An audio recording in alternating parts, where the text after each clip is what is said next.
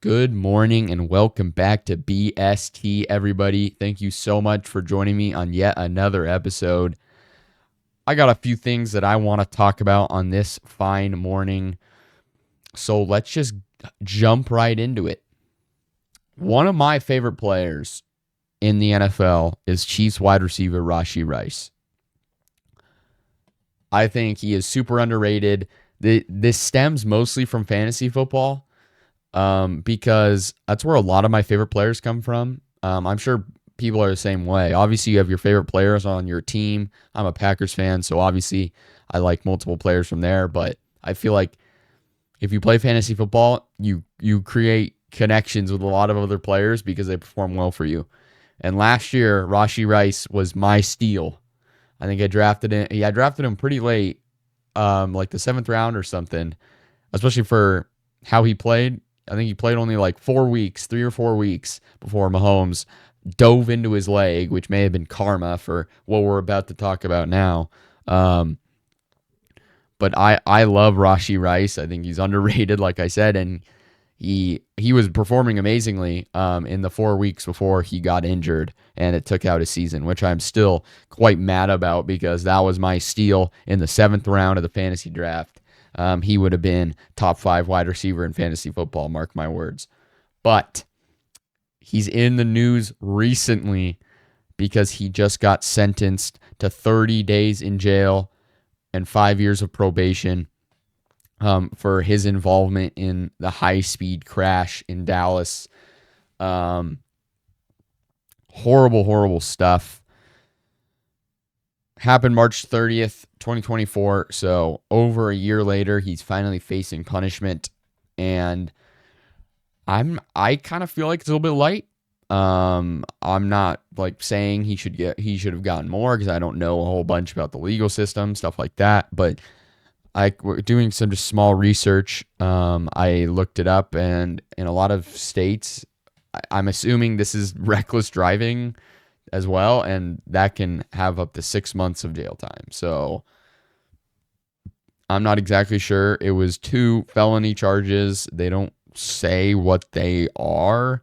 He also has to pay the victim's medical expenses, which makes sense.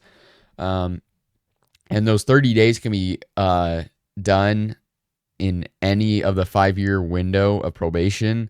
So it's not like he's going to be in jail in the middle of the Chiefs season. He'll probably serve that time for a month in the summer. Probably not this summer. I guess it's next summer because it's just we're getting close to training camp. But also the interesting part about this is, well, let's just show you the clip first off. Let's show you the clip so you can see what actually happened here, and then we'll kind of get into further analysis here. So this is the clip here. Originally, you'll see this car come up, and I thought this was Rashee Rice here, right? That front car. I believe the one that he is in is actually this one right here, this black car against the wall. It was said he was driving a Lamborghini that looks like a Lamborghini to me. I'm not a big car guy. That could also be one, but I'm not sure. Originally, I thought, well, he was one of these guys fleeing the scene. Regardless, he did flee the scene. He did not check on the welfare of the other people. And that is why he is he's facing this punishment, because that's a big no-no. You gotta, I mean, obviously, he still would have faced punishment because he's recklessly driving and endangering other people. But I think it's a lot better if you check on the people around you and you recognize your mistake, not run away from it. Like I was saying before, the interesting part of this is what the NFL deals out in terms of a suspension. The NFL is kind of weird with suspensions and fines and stuff like that. So I don't think there's really a for sure thing that we might see. I know plenty of people are calling for the whole season. And I think at least half a season would be fair. Probably 8 games.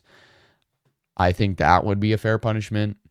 But it's definitely interesting to see what happens, and it could really affect the Chiefs' season because you got Travis Kelce, who's kind of on the downturn.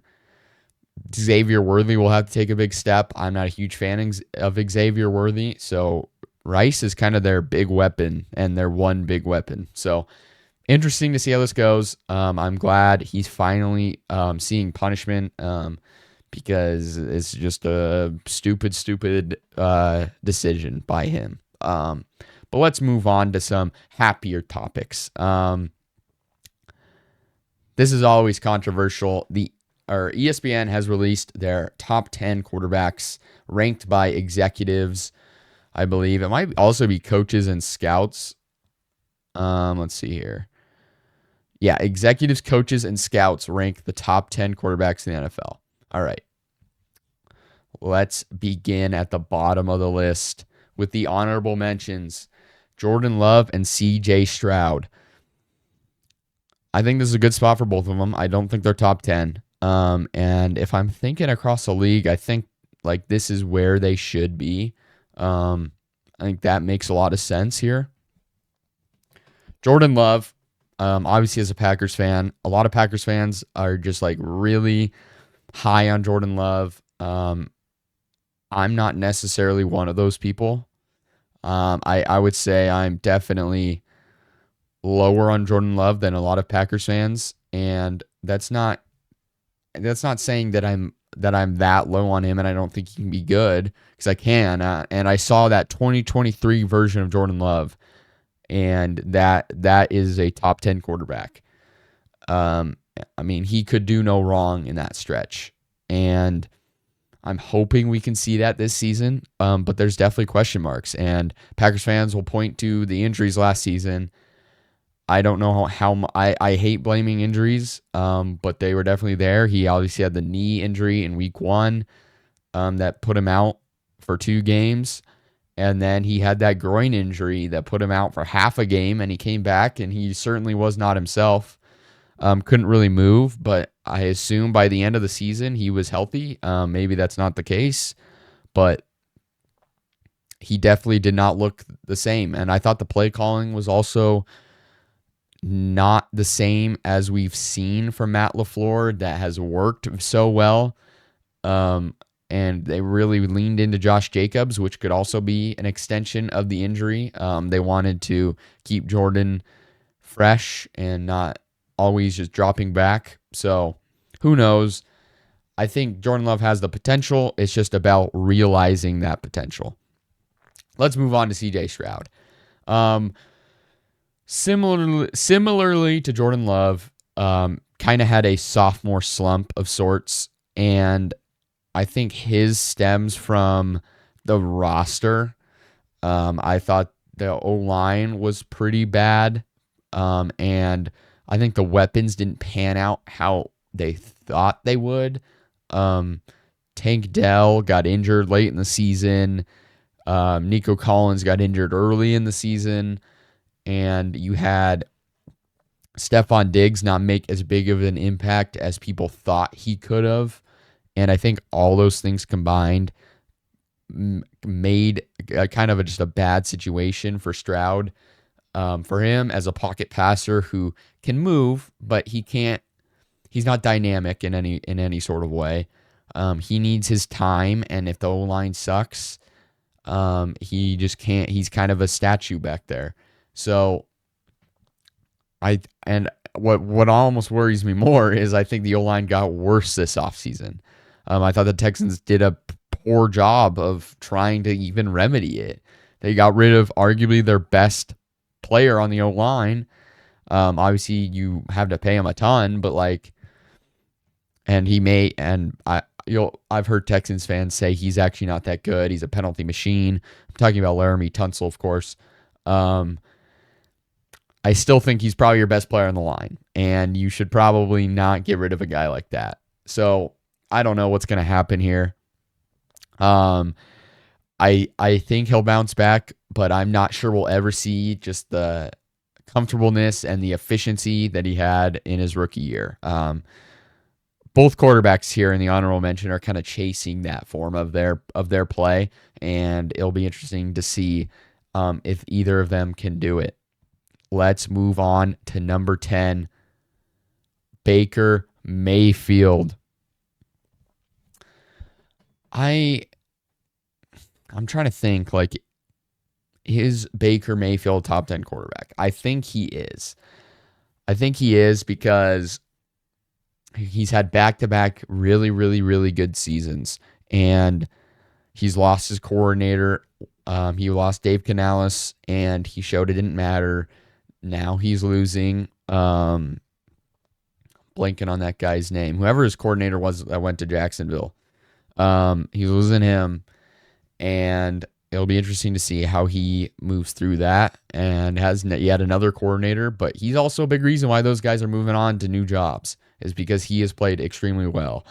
And he has plenty of weapons there. Obviously, Mike Evans, Chris Godwin, Bucky Irving, who is taking the fantasy world by storm, by the way.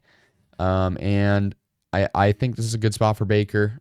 I'm not sure he will ever be a quarterback that can win you a Super Bowl necessarily. But he's definitely just a good player. And I think he's realized his potential in Tampa, being the first overall pick. And I'm happy for him. But I think there is potential with Stroud and Love, some other guys, to jump up into the top 10 and leave Baker in that kind of 11 to 15 range. But regardless, I think he's a great player. Moving on to number 9, Jalen Hurts. I think this is a pretty perfect spot for Jalen. I think he can go high as maybe 7. Here's the thing about Jalen. He's never going to be the best thrower, but he's dynamic with his legs. He executes the one play that nearly nobody in the NFL can do, which is the tush push, short yardage, goal line. He's just going to rack up touchdowns, and his deep ball is great. I just don't think his arm is as good. It's just a beautiful ball, but I think his arm is limited at times. But I think here's the thing with Jalen. He's just, nobody's claiming he's the best, but he's just found a comfortability in the Eagles offense with those weapons, with A.J. Brown, with Devontae Smith, with Saquon Barkley, and that O-line.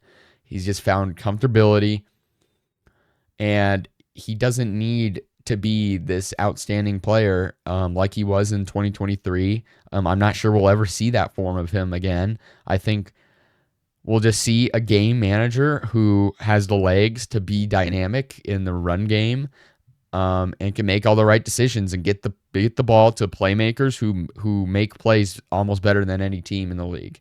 So I think this is a good spot for Jalen. And like I said, he could rise. I'm not sure we'll see 2023, but I think we'll just see some modest numbers and a lot of winning, because this roster is very good and Jalen manages it very well. Moving on. Jared Goff, number 8.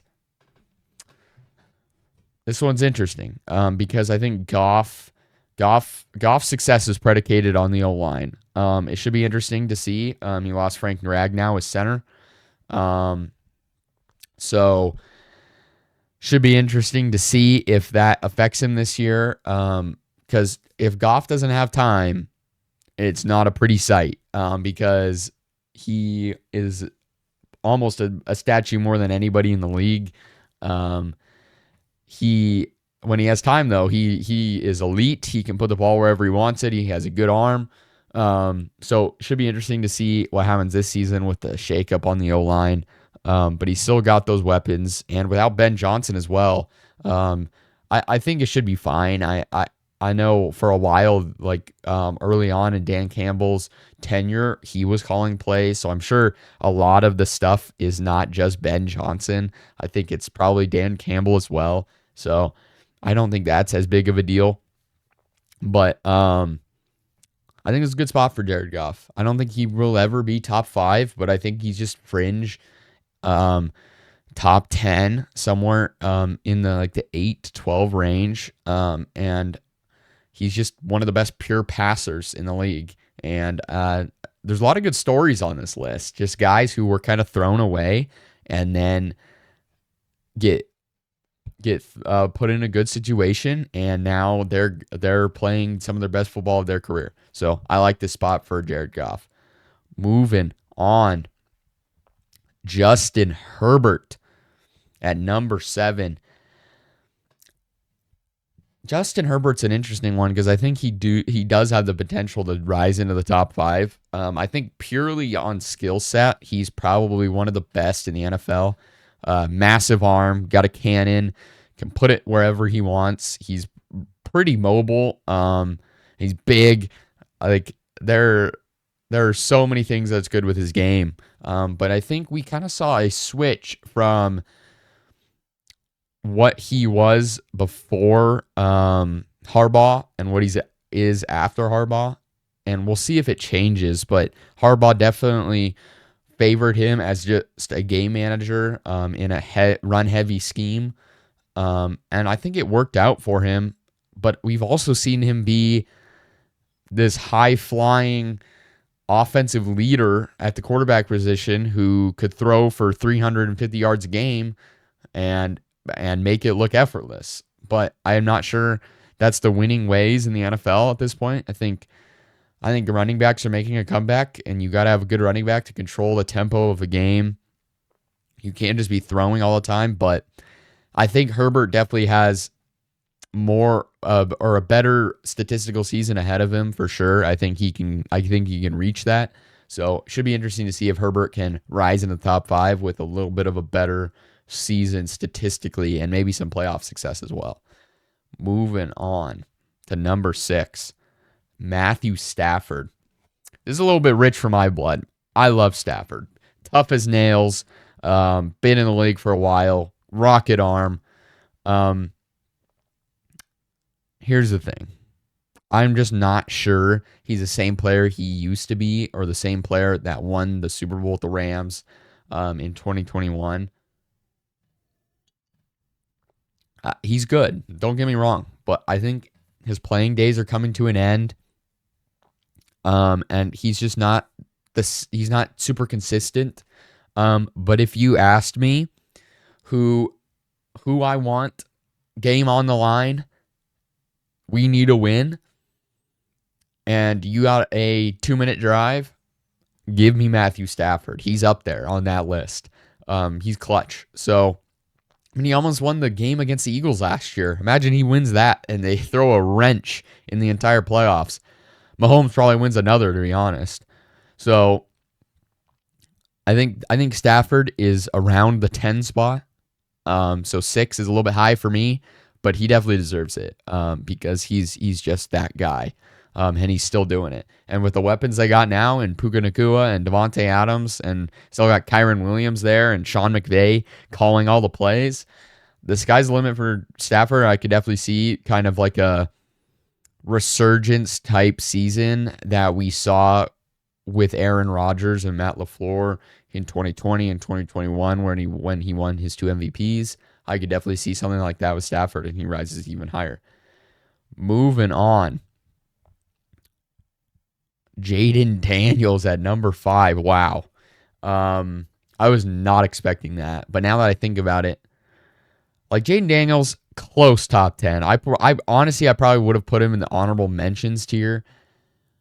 I'm just not sure he's this high. Like, this is like you're saying he's the 5th best quarterback after one season. I'm not sure if I can even like consider this. I think he's fringe top 10. And that's nothing against him. It's just I feel like we are way overrating him. And not just him. I think we're way overrating the Commanders. I think there's a serious possibility that with a harder schedule, they struggle. Obviously, they've made moves to get better, but I think it's just like, this is the NFL. Like, they did not play a lot of great teams last year. Now they are. I'm not sure what's going to happen, but it could be a very, very drastic change to what they experienced this year. And I think Daniels will end up having a good career and could sustain being top 5 for the majority of it. But I think ranking him this high is kind of insane. I just don't think he's the 5th best quarterback in the league at this point. And I hope that he validates his hype this season and the Commanders do well, because that would be a fun battle with the Eagles in the AFC or the NFC East. Moving on to number 4, Lamar Jackson. Wow. All right. Lamar at number 4. That's a little bit weird to me. I would have probably put Lamar 1 or 2 for sure. I get it. Not a lot of playoff success, but he probably should have won the MVP last year. He won the MVP the year before. This is crazy to me. He was so good last year, and just didn't get it done in the playoffs, but I feel like he's definitely top 3 at the very least. And I'm not sure I agree with this one. Moving on. Number 3, Joe Burrow. This is where I would have Joe Burrow. 1 and 2 and 4 can be interchanged, I guess, according to this. But Joe Burrow is definitely top 3. I think he's the best pure passer in the league. I think he deserved MVP votes last year for carrying that god awful defense to 9 wins. I think they got to. So I think Joe Burrow. I think his season was kind of overshadowed by the record and people thinking they were struggling because of him. No, I mean, he was absolutely unbelievable. That connection with Chase was the best in the league. He was just, you could not stop him. And I think it's just a shame that they weren't able to make the playoffs, because I think they would have done real damage. And if they would have had just a decent defense last year instead of just a horrid one, I think that things would be way different, and I think he probably gets some MVP votes and probably wins it. So I think Joe Burrow at minimum is a top 3 quarterback in this league, the best passer in the league at this point. He puts the ball wherever he wants. He's got a good arm. No ifs, ands, or buts about it. Number 2, Josh Allen. All righty. I just had a realization of number 1 is. We'll get there. Don't agree with that. Josh Allen can't get over the playoff hump once again, but won the MVP. Changed his game quite a bit. He was kind of a gunslinger, big passer, takes a lot of chances in the past years of his career. And this year he became a more just kind of a game manager, but similarly to Jalen Hurts, he's a game manager who has some of the best legs in the league and is strong and tough and can make spectacular throws. So I think it was a good fit for him, especially in an offense that doesn't have as many weapons. Hopefully some of those weapons takes a jump this year, like Shakir and Keon Coleman and Dalton Kincaid. Hopefully they can. But I definitely think this is a good spot for Josh. He's either 1 or 2 in my book. And I think he'll show this season and maybe finally win a Super Bowl, because they are right there and they just cannot get over the hump. And at number 1, Patrick Mahomes. I don't know how to feel about this one. I'm not a big fan of this, to be honest. Here's the thing about Mahomes. Does he have 3 Super Bowls? Yeah. Was he a big part of those 3 Super Bowls? Yeah. In every playoff game when the game is on the line, has he shown up? Yeah. But I don't think he's the top guy. And hear me out on this one. I just look at and you could say, oh, well, I don't care about the regular season. It's like, well, how are we supposed to judge a quarterback? And I just feel like a lot of the times he doesn't really play that well. And it feels like consistently his defense steps up for him and gives him the ball back. And then on that one drive, he plays really well. I just think these past 2 regular seasons, he's been, dare I say, outside the top 10 like as a quarterback. Like, and I don't think that is that crazy to say. I think like he's definitely not played very well compare up to his standards. I mean, like it's all right, but like he's been kind of a game manager of sorts and has not put up spectacular numbers. Certainly hasn't reached his MVP levels that he reached earlier in his career. And the offense has changed. Doesn't have as great weapons. Andy Reid has become a lot more conservative with his play calling. But I think, I don't know. I think he belongs in the 4 spot. I think it goes Lamar or Josh Allen, 1 or 2. Then you got Burrow, and then you got Mahomes. I think he still is a top 5 quarterback, obviously, with the accolades, the Super Bowls, but I don't think he's number 1. And I don't think any GM in the NFL, if there was a fantasy draft and the league reset, would take Mahomes 1 overall. I don't think they would. I think they'd take Lamar or Josh for sure. I know I certainly would. But yeah, I don't know. I just don't agree with this spot. I think we're just overvaluing a team award in the Super Bowl, and I think the Chiefs have had really good defenses, and Andy Reid obviously has his spot in that accomplishment. So I just think this is a little too high for Patrick Mahomes. No disrespect to Patrick Mahomes, obviously, because he's the greatest quarterback of this generation. But not in the league right now, I don't think. Moving on to more NFL news. I don't know if you guys have seen, but there are a lot of NFL draft picks who have yet to be signed. Obviously, the one stealing headlines is the Bengals' first-round pick, Shamar Stewart. They're fighting over like guarantees and stuff like that. I'm on Shamar Stewart's side because the Bengals are trying to get him to take a deal that can have them void guarantees and stuff like that, which is kind of unprecedented for first-round picks, especially in the Bengals' history. Amarius Mims, who they took 2 years ago, he got a fully guaranteed contract. He was picked 1 pick after Shamar Stewart. So kind of interesting. They're standing on this hill. I'm not really sure why. Just sign him already. A lot of buzz has been going on that he's practicing at Texas A&M and is going to go back to college. I don't think you can do that legally. Somebody would have to tell me in the comments otherwise. I don't think that's legal. I mean, he got drafted. Can you imagine if he gets drafted at the Bengals and then they're like, sorry, you lost your first round pick. He's going back to college. That'd be wild. But I think the Bengals should have signed him already. Like, training camp's coming up. He's a rookie. He's got to get in there, learn the playbook and stuff like that. So let's just get this done. The second round picks, I get a little bit more. There's no fine line in the NFL that says, oh, you got to give guaranteed contracts to second round picks. It started with 33rd pick. I'm not exactly sure who it was, but the 33rd through the 34th pick have signed guaranteed contracts. The 41st pick has signed it. There's some other ones in here who have signed contracts. But there's a lot of guys waiting. 21 second-round picks are still waiting to sign their contract.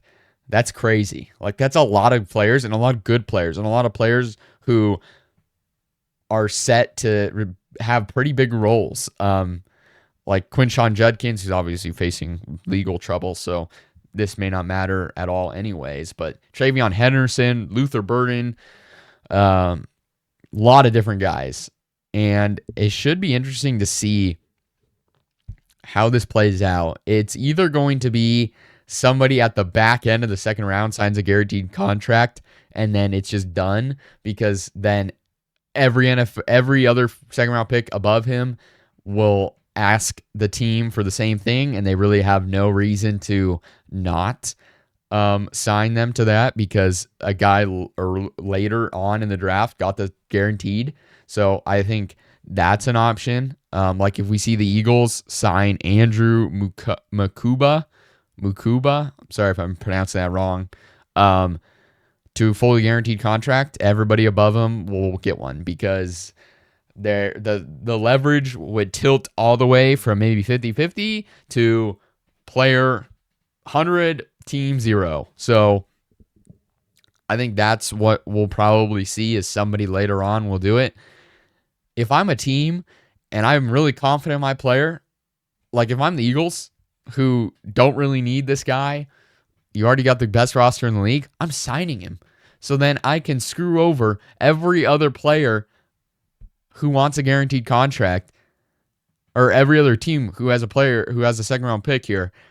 Because I'm the Eagles. I'm the best in the league. I'm just going to screw them all over and say, well, you have to sign him now. If I'm Howie Roseman, I'm doing that today. But it will be interesting to see how this goes. I think we'll slowly see picks get fully guaranteed contracts until it's probably over. But I think this is definitely kind of something that the NFL should probably be looking for and say we need some kind of written agreement on what a pick should get in terms of fully guaranteed money. But regardless, interesting to say the least. Let's move on to the MLB. Recently, the MLB Home Run Derby, the MLB All Star Game, currently in the break, but I think it resumes today, Friday. So let's talk about the Home Run Derby. It was won by big dumper Cal Raleigh, who's taking the league by storm this year. He's the guy who I wanted to talk about mostly for this. Obviously, he wins the Home Run Derby. He beat Brent Rooker in like the first round by like an inch, literally, because he won. I think they had the same amount of home runs, but he won in terms of distance by like an inch, which is crazy. And then he went on to win the whole thing. Obviously, he leads the MLB in home runs this season.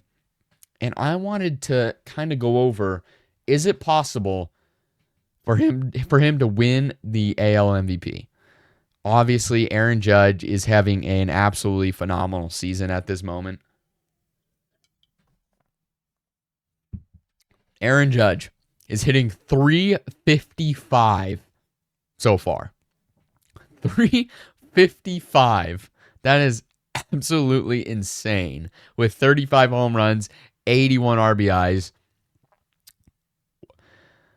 over 1,000 OPS. Leads the AL in WAR, but at second is Cal Raleigh with a 4.7 WAR. I think there's a way he can do it. Now, we've seen, I'm trying to think of catcher MVPs. Buster Posey won it. I'm not exactly sure, but he, like I said, he leads the league in home runs. He leads the AL in RBIs. He's second in slugging. He's down here. He's ninth in on base percentage, and he's second in OPS. So, but a lot of these he's second to Aaron Judge. So like, I really want him to because Aaron Judge is just like, we've seen what Aaron Judge can do. He's unbelievable.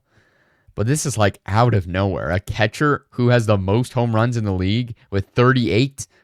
He's on like 60 home run pace. Like, it's crazy. I think it's like closer to 70 home run pace. I know at a time he was on pace to break Barry Bonds' record, which he still may be.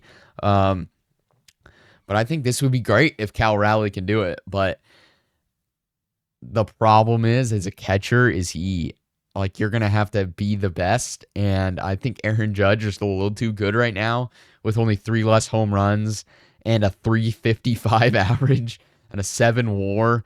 I think it's be tough, but I mean, this is just what a crazy season so far, and we'll see if he can keep it up because I mean, this is really hard pace to continue, and one kind of just bad stretch can really take you out of it. So I'm hoping he can keep it up, but just such a fun story. Cal Raleigh, big dumper for a team who can't really score, or at least didn't last year. It's just good to see because, like, let's see, how are they? Let's see here. Let's see if I can find it. Let's see what the Mariners are scoring this year. Oh my God. Okay, whatever. Let's see. Okay, here we go. Runs scored. Okay, they're actually fourth. Never mind. All right. Last year, the Mariners sucked. That's what's so weird about the Mariners, by the way. They sucked last year at scoring runs. And now they're fourth this year. And they're like seventh worst in runs allowed, which is kind of crazy. Like they were so good last year, scoring wise, and now they or maybe they hold on. Wait. I don't think they're fourth. Yeah, they're like eighth. Sorry, I was only looking the AL. And their defense isn't as bad as I thought it was, but it's definitely not what it was last year. Last year, their defense and their pitching was so good, but their offense couldn't score. Now this year, their offense can score, but their defense and pitching is not as good. So, of course, Mariners fans will never actually see a good team, more than likely, but definitely very interesting. I wanted to move on to the All Star game. Fun ending. There was a time there in the MLB All Star game where it was like 5-0 for the NL, and I was like, oh geez, like turn this off. And then later on, I looked back at the score, and it's like tied, and they're going to a swing off, and it was the most electric thing I've ever seen in my life. Kyle Schwarber hits a home run, hits 3 home runs in the swing off to beat the AL. I think you have 3 swings. He went 3 for 3, hit 3 home runs to beat the AL. Electric. I've seen people say this should be in regular games. No. It's kind of like a shootout in the NHL, but it's I don't know. It's a little bit harder to kind of track for me, and just I'm not sure what place it has in the game, but it was just sweet to see. And he wins the MVP of the game. Just absolutely electric stuff. You love to see it. And I think that honestly, the MLB does one of the best jobs around sports with their All-Star game. I thought ESPN's coverage was a little weird of the home run derby.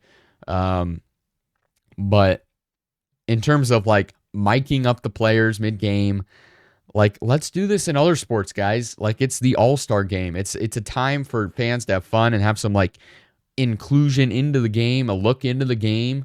And I love how they mic up the players when they're pitching or hitting or in the field, just in the middle of the game. It's awesome.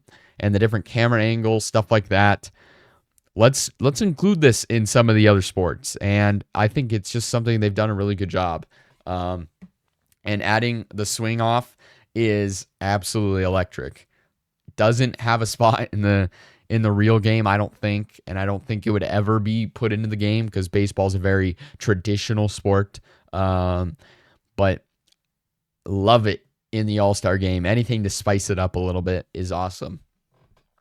Finally, to end off today's show, if anybody watched the ESPYs, you probably saw Shane Gillis.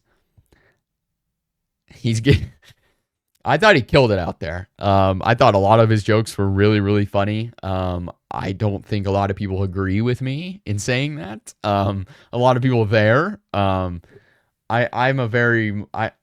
just like that kind of humor that he does, and I don't really care if you get offended by it. It's jokes. He's a comedian. Like, he's not being serious. So like, calm down. And you could tell a lot of the people there were almost like, can I laugh at this? Like, is it okay to laugh at this? Because I thought a lot of it was funny. And a lot of it was like, man, ESPN really let him do this, but reports are ESPN's not worried about it, which is good. I feel like we've grown so far away from just like funny comedy. Like, you have to be so careful now. And it's like, the whole point is that it's comedy. It's not like you're not like trying to hurt anybody's feelings. You're just, it's funny. Like, lighten up, people. But I just wanted to go on here and say that I thought he was outstanding, and I hope he's invited back next year because it was actually funny jokes. And can we get some audience members who actually have a sense of humor and aren't just so uptight and won't laugh at the jokes? Anyway, I don't know. I just think that was like rough to watch because I mean, like, I know multiple people were just like laughing so hard watching it, and then just like everybody in the crowd just like was like, ha ha ha, and it's like, we need some energy in this place because Shane Gillis is giving us a performance of a lifetime here. But anyway, just wanted to talk about that. So yeah, please like, subscribe, comment. Check out TikTok. Most recent TikTok, like 15,000 views, and a lot of comments. About 370 something comments about the GOAT debate between LeBron and Michael Jordan. Very controversial. Not a lot of people who agree with me and my dad. So go check that out. Go leave your comments on there.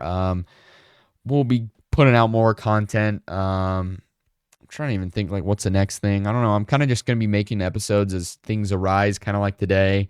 And we'll see where it goes from there. NFL training camp going to open soon. And before we know it, the season will be underway, which is always exciting. So please like, subscribe, comment, like I said. And I'll see you in the next one. Peace.